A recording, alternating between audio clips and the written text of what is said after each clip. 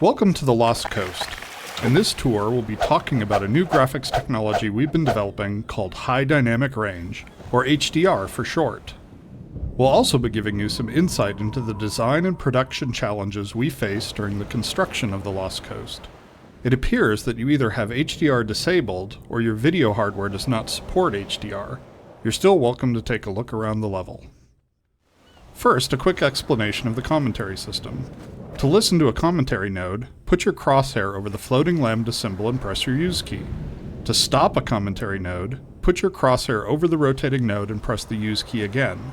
Some commentary nodes may take control of the game for the purpose of showing something to you. In these cases, simply pressing your use key again will stop the commentary.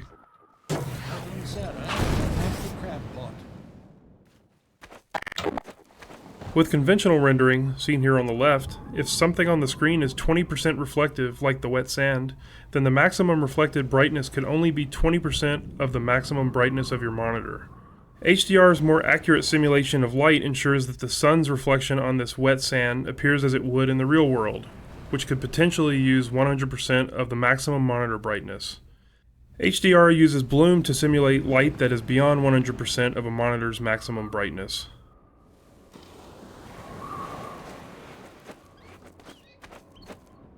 The process of building characters in Half-Life 2 taught us many things.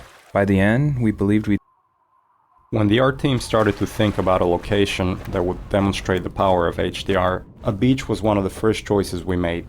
The visual relationship between the sky, the water, and the rocks is something we could not achieve without HDR.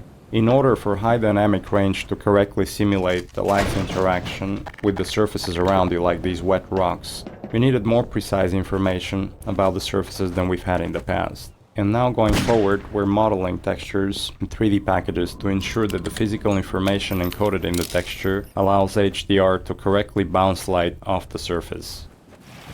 We also designed the colors and values of each surface to ensure they will be correct across all exposure levels. Hey! You there? Wait a minute. The process of building characters in Half-Life 2 taught us many things. By the end, we believed we'd figured out a more effective process for designing and constructing characters. This fisherman is the first character we built using that process. Design-wise, the fisherman was focused on showcasing HDR and the way light falls on human skin. The highlights on his forehead and nose are good examples of specularity on human skin. You can see how the wrinkles on his cheeks and around his eyes are an example of how we can use normal maps to add depth. Production-wise, the fisherman was built using a similar process to the rocks you saw on the beach. We model the 3D character at a very high detail, then extract much of the physical information and store it in the textures. You are. You're that scientist chap, Friedman, Fishman. Am I right? You must be here to take on the Combine. Not sure what one man can do, but no other reason to visit St. Olga at a time like this. I'll take you to where they made their base, or as far as I can, at any rate. Water presents us with a lot of rendering challenges.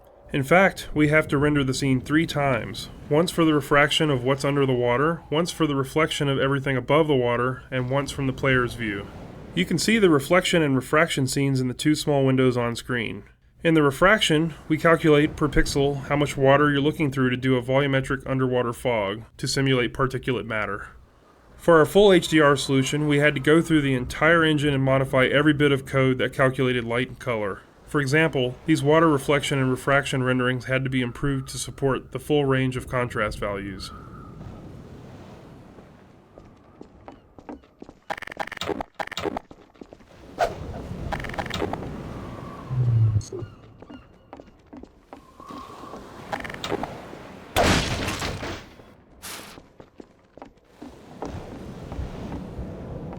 Here, now, let me just unlock this gate for you.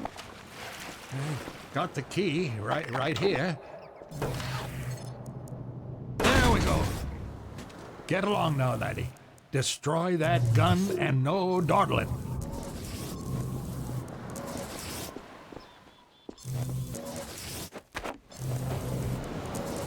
Get along now, laddie. Destroy that gun and no dawdling.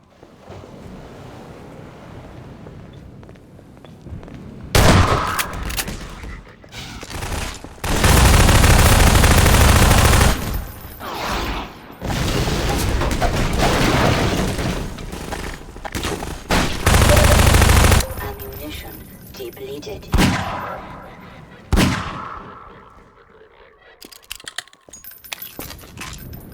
The area you're currently entering is called the Cliffside Arena. We were particularly happy with the vertical cliffside in Half-Life 1 and regretted that we didn't iterate further on that concept in Half-Life 2.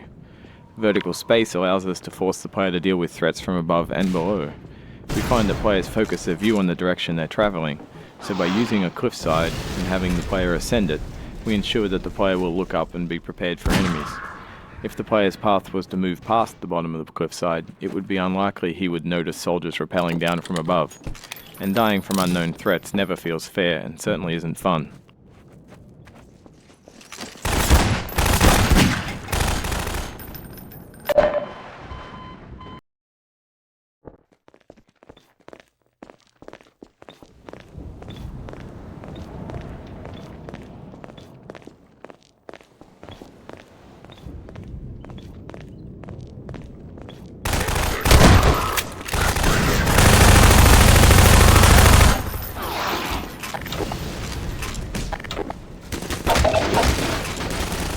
The area you're currently entering is called the Cliffside Arena. We were particularly happy with the vertical cliffside in Half-Life 1 and regretted that we didn't iterate further on that concept in Half-Life 2. Vertical space allows us to force the player to deal with threats from above and below. We find that players focus their view on the direction they're traveling, so by using a cliffside and having the player ascend it, we ensure that the player will look up and be prepared for enemies. If the player's path was to move past the bottom of the cliffside, it would be unlikely he would notice soldiers rappelling down from above. And dying from unknown threats never feels fair and certainly isn't fun. One of the features of our HDR solution is dynamic tone mapping. The easiest way to think about dynamic tone mapping is that it's a method of simulating the way the human eye reacts to light. In the real world, you've probably walked into a dark room and noticed your eye adjusting to the darkness, letting you see better after some time. Or you've walked out into a bright day and been blinded by the sun, only to have your eye adjust and allow you to see normally. Your iris is adjusting itself in response to the amount of light hitting your eye. Dynamic tone mapping simulates this by automatically adjusting the exposure of the scene to mimic the behavior of your iris. You can see this as the view moves from the dark tunnel to the bright sun and back again. Here, you can see the way we calculate the amount of light hitting the player's eyes. We take a snapshot of the scene, measure the brightness levels, and then use that to adjust exposure. We consider light at the center of the screen more important than at the edges, to better simulate the geometry of the eye.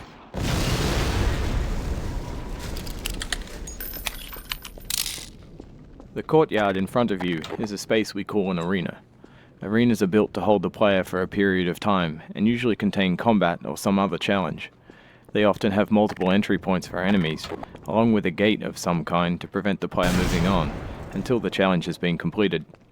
In this case, the arena is free of enemies until the player solves a puzzle and triggers an alarm.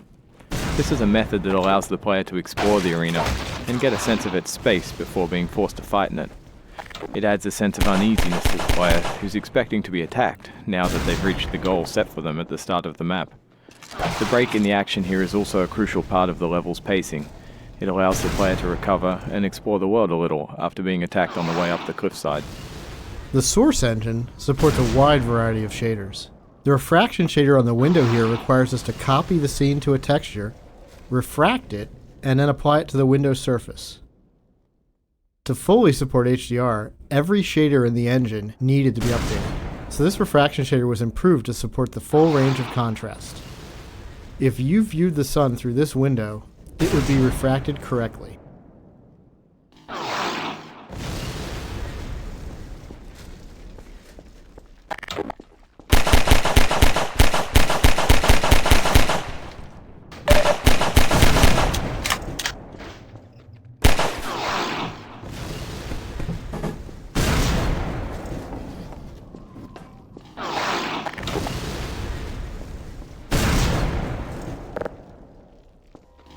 We wanted to transition from a bright, wide-open space into a tighter, closed one to showcase HDR's dynamic tone mapping. We also like to focus on contrasting elements in our settings, like ancient human architecture and futuristic combine technology. A monastery fit these requirements perfectly. Monasteries are generally isolated, unlit, and built ages ago. They provide a great backdrop for the contrasting combine technology. When we build fictional settings, we try to ground them by basing them off a real-world location. We use this location as a design constraint that forces a logical consistency behind the art choices. Churches are great dramatic spaces. They're often lit naturally with extremes of darkness and brightness, which makes them a great showcase for HDR. Gothic churches are the sober monochromatic spaces that you've seen in almost every horror movie or game. Byzantine churches, on the other hand, are very colorful and have a large variety of materials. We wanted that color and material variety to show off our HDR reflections. Our games are filled with things we call gates, which are essentially just challenges that the player must overcome to drive the experience forward. We used a puzzle here since the player has been through combat and exploration recently. When we design challenges, we try to ensure that the player's goal and the action required by the player are both fun. It's not hard to create interesting goals for the player, like stopping this machine from shelling the nearby village, but the action required by the player to solve the challenge needs to be fun as well. So instead of something menial, such as hitting an off switch, the player gets to use physics to jam the gun's mechanism and cause it to break.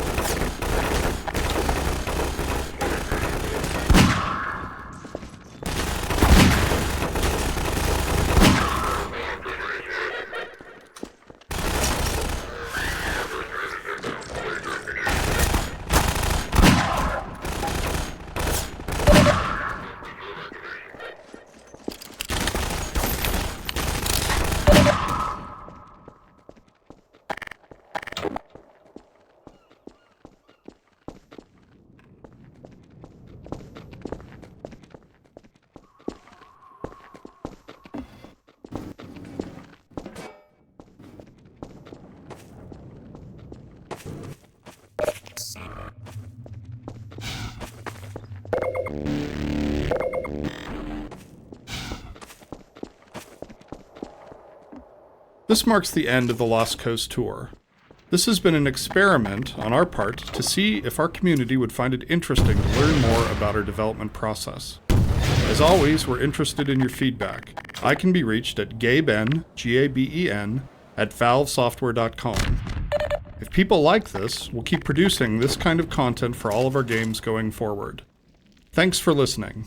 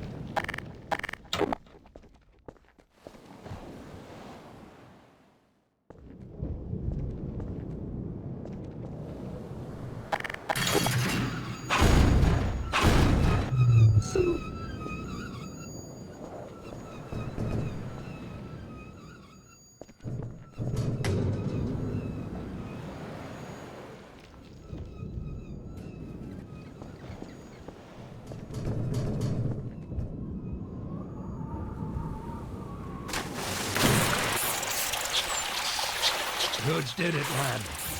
So come on with me to St. Olga. We'll celebrate this victory with a feast. I hope you like leeches. Hey, where you going? You're getting fuzzy around the edges. Well, I guess you got other places to be. Nice knowing ya.